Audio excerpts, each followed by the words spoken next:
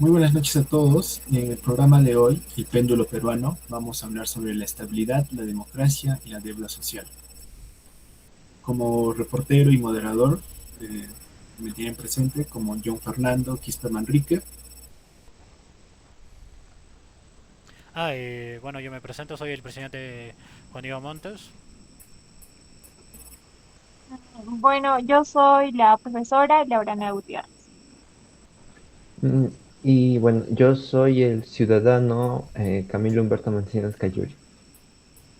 Como militante del Partido Comunista me presento, soy Fernando Alonso Ballenas Araya. Y bueno, en este programa de hoy vamos a comenzar con la primera parte del programa sobre el legado del gobierno militar de Velasco y el péndulo económico. Muy buenas noches a todos y gracias por participar. Hoy analizamos si el Perú realmente ha progresado.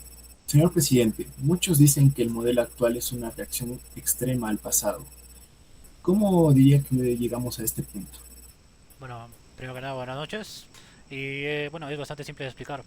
Veníamos de una reunión en el Palacio justamente y ahora en camino hacia aquí estábamos recordando cómo el país estaba al borde del colapso tras la hiperinflación de los 80, con un PBI por cápita que cayó a un 23% y un salario real que se desplomó a menos de la mitad. El Estado que Velasco intentó potenciar nacionalizando el petróleo y la banca terminó quebrando y sin recursos. El neoliberalismo no fue un capricho, fue el mal menor ante un desastre o un mal mayor. Un momento, usted menciona a Velasco solo para asustar. Él devolvió la dignidad al campesino con la reforma agraria, eliminando el gamonalismo, donde el patrón comía de la pobreza del siervo.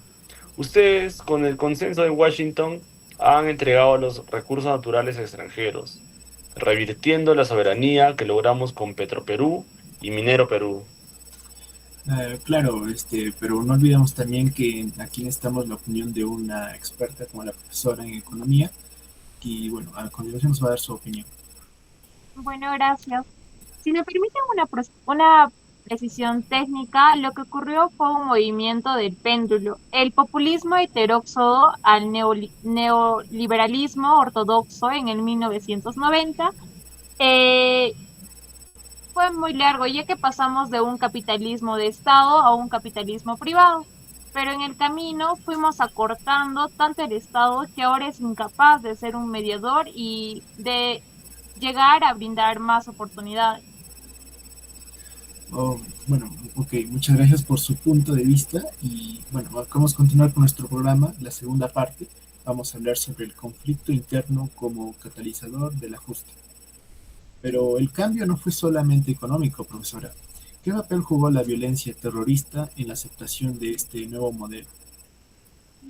Claro que sí, la violencia del Sendero Luminoso y el movimiento revolucionario Tupac Amaru causó pérdidas de 20 mil millones de dólares, la mitad del PBI anual.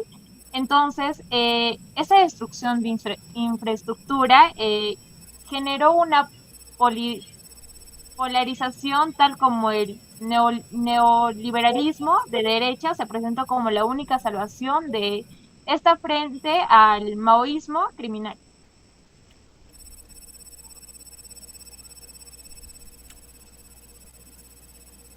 Bueno, ¿y cuál es su opinión respecto al tema, militante?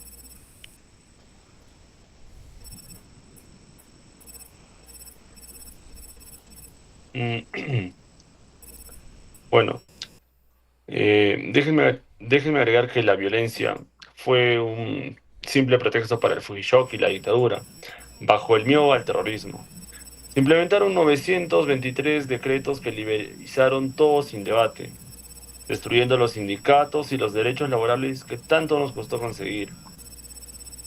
Claro, buen punto de vista, pero también no hay que excluir a un ciudadano que, como Camilo, que nos va a comentar su punto de vista.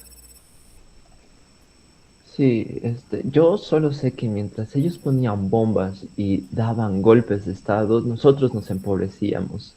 El terrorismo nos quitó paz, pero el ajuste nos quitó la seguridad del trabajo. Pasé de ser obrero a vender lo que sea en la calle, porque las fábricas cerraron por la apertura indiscriminada. Es muy cierto y acertado su punto, Camilo. Gracias por tu, tu aporte. Bueno, llegando casi al final del programa, vamos a hablar sobre el tercer punto, que es el retorno a la democracia, crecimiento sin chorreos. Señor presidente, estamos en democracia plena desde 2001. El PBI crece, pero el ciudadano aquí presente dice que no presiente ese cambio, no lo puede, no se siente parte de esto. ¿Qué pasó con el chorreo? Creí que era más que evidente, el crecimiento es innegable. Logramos una inflación de un solo dígito y tasas de crecimiento que son envidia de toda la región. Logramos también hemos traído inversiones mineras masivas y firmado tratados de libre comercio para conectar al Perú con todo el mundo. La estabilidad macroeconómica es el primer paso para todo esto. Pero señor presidente, el PBI habrá crecido el 20%, pero la pobreza apenas bajó un 2%. Sigo bajo la línea de pobreza lastimosamente, igual que la mitad de los peruanos. Mi empleo es de refugio, informal, sin seguro de salud ni jubilación. Para nosotros no hay estabilidad, hay malestar macroeconómico. Señor presidente, el problema es que hemos configurado un modelo primario exportador y de servicios que es el PCR, que no está articulado, ya que la minería crece el 34%, pero la agricultura, donde están los más pobres, está muy reducido, ya que apenas aumenta el 2%. Es un crecimiento sectorial selectivo, ya que no genera empleo de calidad. Además, con una precisión tributaria del 13%, ya que el Estado es demasiado chico para redistribuir la riqueza de manera efectiva.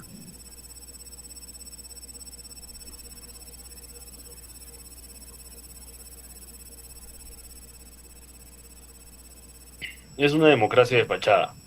La economía está subordinada a los organismos de Washington. Mientras los capitalistas extranjeros y sus socios nacionales concentran la riqueza, el pueblo recibe migajas a través de programas asistencialistas, que solamente buscan votos, no justicia social. Bueno, agradecerle a todos ustedes por su participación y gracias por toda esta perspectiva que está pasando el Perú en la actualidad. Y como parte de mí diría que una reflexión final sería que el Perú de hoy es el resultado de un péndulo histórico que osciló entre el estatismo nacionalista de la Guerra Fría y la ortodoxia neoliberal de la posguerra fría.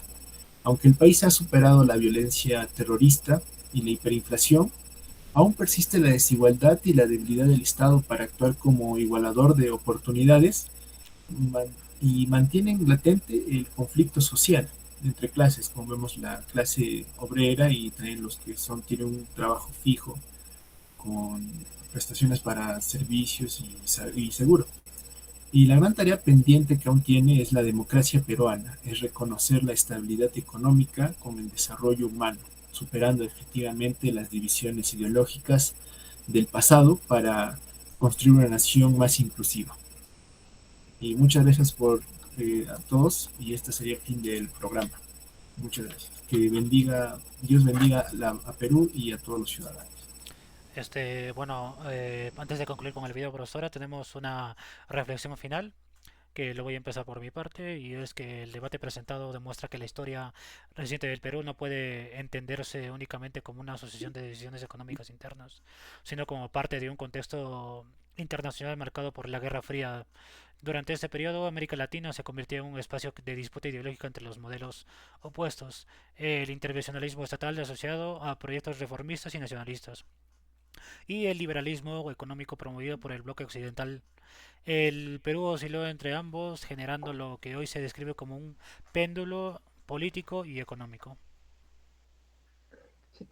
El gobierno militar intentó construir un Estado fuerte y soberano, inspirado en ideas reformistas propias del clima global de la época, mientras que la crisis económica, la violencia interna y el colapso del modelo estatista facilitaron posteriormente la adopción de políticas neoliberales, alineadas con el nuevo orden internacional posterior al fin de la Guerra Fría.